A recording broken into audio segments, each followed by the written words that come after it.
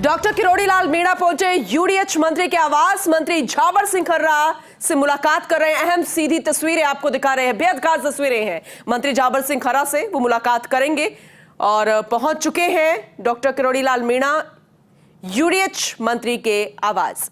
दोनों बैठे हुए नजर आ रहे हैं और जाहिर सी बात है, जहां पर मंत्री जी हों और डॉक्टर किरोड़ीलाल मीणा हो तो आम लोग तो मौजूद होते ही हैं, खासी संख्या में उनके समर्थकों या फिर ऐसी जनता जो मंत्रियों को देखते ही पहुंचती हैं अपनी समस्या लेकर।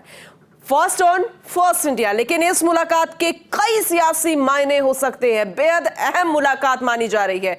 फिलहाल ये सार्थक चर्चा होती नजर आ रही है किसी मुद्दे पर, और जब दो दिग्गज बैठते हैं, इस तरह से बातचीत होती है, तो फिर अपने आप में उस मुलाकात को कई तरह से खास माना जा सकता है।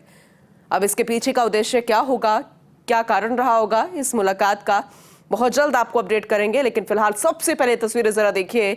डॉक्टर किरोड़ीलाल मीणा हमेशा मुखर रहे हैं, चाहे वो सामाजिक मुद्दे हो या फिर अपनी ही पार्टी से जुड़े कोई मुद्दे हो, फिर विपक्ष का चाहे मुद्दा हो। इसी की वजह से उन्होंने अपनी बात को मानते हुए इस्तीफा तक दे दिया।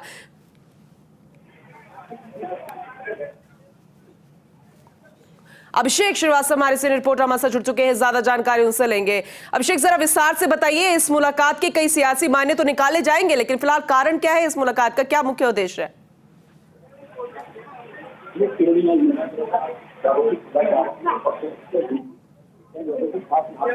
लोग यहाँ मौजूद हैं और यहाँ पर जो बड़ा मुद्दा है वो हिंडौन शहर में जो बारिश के पानी से बराबर बड़ी समस्या है, उसके समस्या के समाधान के लिए यहाँ पहुंचते हैं। यहाँ के लोगों का ये कहना है कि चलिए एक बार फिर से अपने सहयोगी से जुड़ने की कोशिश करेंगे, क्योंकि ये नेटवर्क की समस्या आ रही है। लेकिन जिस तरह से उन्होंने जानकारी दी है उससे समझ में आ रहा है कि हिंडौन में जिस तरीके से पिछले कुछ दिनों मानसून का पानी इस कदर बरसा, इंद्रदेव ऐसे मेहरबान हुए कि करौली हिंडौन की स्थिति बद से बदतर हो गई। बाढ़ जैसी स्थिति थी और वहां की जनता की समस्याओं को लेकर साथ में जन समर्थन के साथ पहुंचे हैं मंत्री जी के पास। अभिषेक लगातार हमारे साथ बने हुए। अभिषेक, ओवर टू यू। बिल्कुल, यहाँ आप देख सकते हैं कि कुछ जो यहाँ पे लोगों का जो आक्रोश है कि पानी भरा हुआ है और जो मुख्य बाजार है कई दिनों से बंद है, तो उन्हीं की समस्याओं को लेकर किरोड़ीलाल मीणा यहाँ पहुंचे हैं। और मंत्री झावर सिंह खर्रा है वो बाइट भी दे रहे हैं कि पूरा मामला क्या है, और नगर परिषद के जो जिम्मेदार अधिकारी कर्मचारी है उनकी किस तरह से इस मामले में लापरवाही रही और उनके खिलाफ क्या कार्रवाई की जाएगी, इसको लेकर अभी जो झावर सिंह खर्रा है वो इस बारे में जानकारी देंगे। किरोड़ीलाल मीणा जो है वो भी यहाँ मौजूद है और हिंडौन शहर के लोगों का कहना है कि यहाँ पर जो है हर साल मानसून को सफाई के ठेके किए जाते हैं, लेकिन समय पर काम नहीं किया जाता। और यही कारण है कि वहाँ पे जगह जगह जल भराव की स्थिति और शहर में बाढ़ जैसे हालात हैं। जो मुख्य बाजार है वो करीब 1 महीने से बंद है, इसके चलते व्यापार भी ठप पड़ा है। जो हिंडौन सिटी का जो व्यापार महासंघ है उसकी तरफ से भी ज्ञापन यहाँ पर झावर सिंह खर्रा को दिया गया है। और किरोड़ीलाल मीणा है उन्होंने भी यहाँ पे मांग की है कि जो भी जिम्मेदार अधिकारी हैं उनके खिलाफ कार्रवाई की जाए कि मानसून से पहले क्यों नियमित सफाई नहीं की गई और किस तरह से लोगों को समस्याओं का सामना करना पड़ रहा है। तो अभी क्या मीडिया से रूबरू हो रहे हैं मंत्री जी, क्या कुछ जवाब देते नजर आ रहे हैं सवालों के, कुछ इसे लेकर जानकारी मिल पा रही है अभिषेक?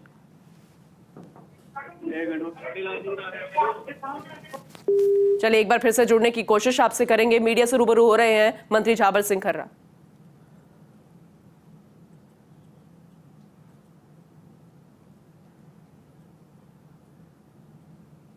सबसे पहले तस्वीरें, क्योंकि अब अहम मुद्दा जिसे लेकर जवाब देते नजर आ रहे हैं मंत्री जी। शहर कस्बे में भारी बरसात के कारण जल भराव हो गया। गत शासन काल में इस समस्या के समाधान के लिए एक नाला कई करोड़ रुपए की लागत से हिंडौन में बना था। अभी विधानसभा सत्र के दौरान भी ये प्रकरण उठा था। हिंडौन की समस्या का मूल कारण ये है कि कई करोड़ रुपए की लागत से जो नाला बना उसका इनलेट से आउटलेट ऊंचा है। आउटलेट का स्तर ऊंचा होने के कारण पूरा पानी उसमें निकला नहीं। साथ ही वो नाला ढका हुआ है, उसमें कई तरह की गंदगियाँ भरी हुई हैं जिससे पानी नहीं निकल पाता है। आज इन्होंने ये बताया कि उसमें से कुछ मानव शव भी 2 मिले हैं। अभी तकनीकी अधिकारियों की एक टीम बनाकर हिंडौन भेजी जाएगी जो इस पूरी समस्या का अध्ययन करके उस नाले को तोड़ा जाए या उसमें सुधार किया जाए। सीवरेज का काम जो अधूरा पड़ा हुआ है उसमें भी क्या कमी खामी है, सबका अध्ययन करने के बाद जो भी रिपोर्ट आएगी उसके मुताबिक इस समस्या के समाधान के लिए इस बरसात के मौसम के बाद जो कुछ सरकार के स्तर पर करना है वो करवा कर आने वाले अगले वर्ष तक बरसात के मौसम से पहले इस समस्या का स्थायी समाधान का रास्ता हम निकालने का प्रयास करेंगे ताकि भविष्य में हिंडौन के नागरिकों को जल प्लावन की समस्या से जूझना नहीं पड़े। सर, 2 अधिकारियों ने बनाया है, अधिकारियों पर एक्शन होगा क्योंकि नियम गलत तरीके से बनाया गया है। देखिए, पिछले 5 साल में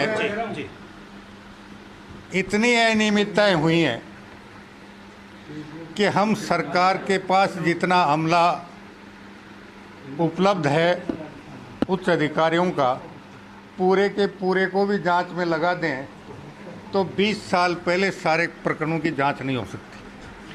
फिर भी जो गंभीर विषय हैं उनकी जांच भी करवाएंगे और उनमें जो अनियमितता हुई है उसके लिए जो भी अधिकारी दोषी निकलेगा हम उसके खिलाफ अनुशासनात्मक कार्रवाई भी प्रस्तावित करके कार्रवाई करेंगे। जी, बड़ा सवाल ये है कि आप ही के सरकार के मंत्री हैं, यदि इस प्रकार की कोई समस्या थी तो फोन पर आपको बता देते, आपसे मिलकर कर लेते। इतनी सारी क्षेत्र की जनता को साथ में यहाँ पर लेकर आए, तो क्या कोई सियासी मैसेज देना चाहते हैं क्या? देखिए, हिंडौन वालों का कल मेरे पास फ़ोन आया था कि हमारे ये समस्या है, हम आपसे मिलना चाहते हैं। तो मैंने इनसे निवेदन किया था कि कल मैं जयपुर में हूँ, आप अपना एक प्रतिनिधिमंडल लेकर आ जाएं और जो भी समस्या उसे अवगत कराएं ताकि हम उस समस्या का समाधान करें। समस्या के तत्काल समाधान के क्या निर्देश दिए हैं? ये तो आप अभी बरसात के मौसम में उस नाले की सफाई के अलावा कोई तात्कालिक उपाय नहीं है। सर, राजस्थान से किन किन इलाकों से ऐसी समस्याएं और आई हैं जहां पर नाले देखिए, अब की बार कई सालों बाद जो भारी बरसात हुई है उसमें कम से कम मेरे विचार में 2 दर्जन से ज़्यादा राजस्थान में जगह ऐसी हैं जहां जल प्लावन की समस्या उत्पन्न हुई है। सर पूरे जिनमें पाली भी है। जिस शहर में हम खड़े हैं वो खुद जयपुर भी है, हिंडौन भी है, गंगापुर सिटी भी है, सवाई माधोपुर भी है।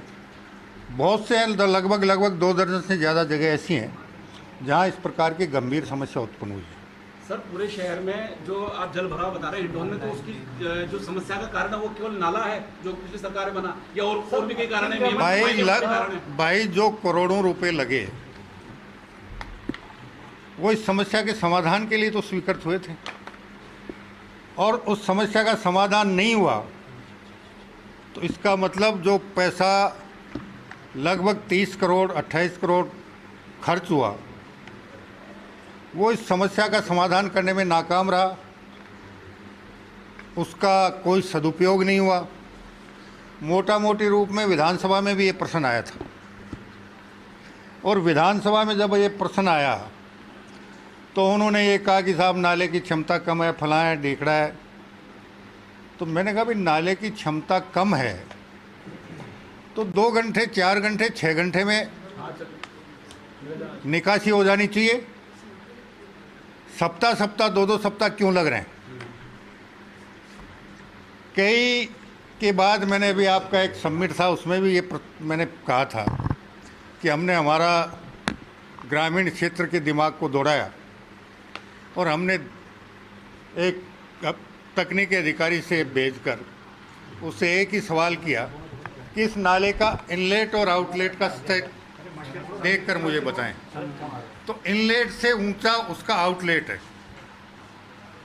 अब आउटलेट ऊंचा है तो उसका क्या समाधान निकले, पूरा नाला टूटे, नीचे का उसका